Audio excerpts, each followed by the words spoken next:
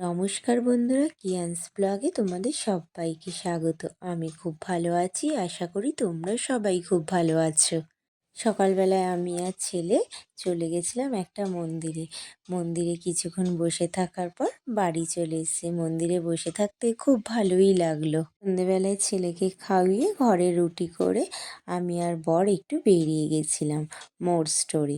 তো ওইদিকে ছেলেটার একটু ওই ঠান্ডা লেগেছে বলে ওকে আর নিয়ে যাইনি, আমি আর বর দুজনে বেরিয়ে গেলাম। এরকম কিছু কেনাকাটি করব না, একটু যাচ্ছি দুজনে মিলে ঘুরতে।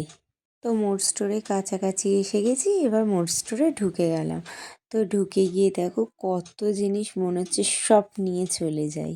সত্যি কথা বলতে আমার বর না নিয়ে আসতে চায় না, কেন বলো তো?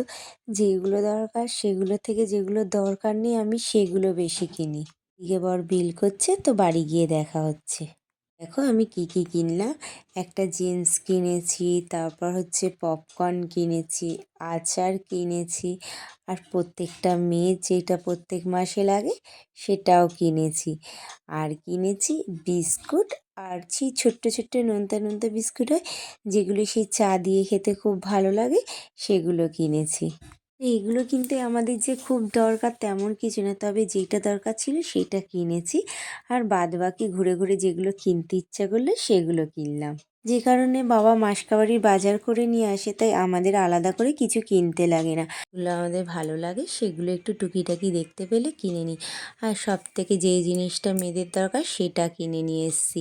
তো এইদিকে ছেলের তো অনেক জিন্স পেয়ে ও তো খুব আনন্দ পেয়েছে।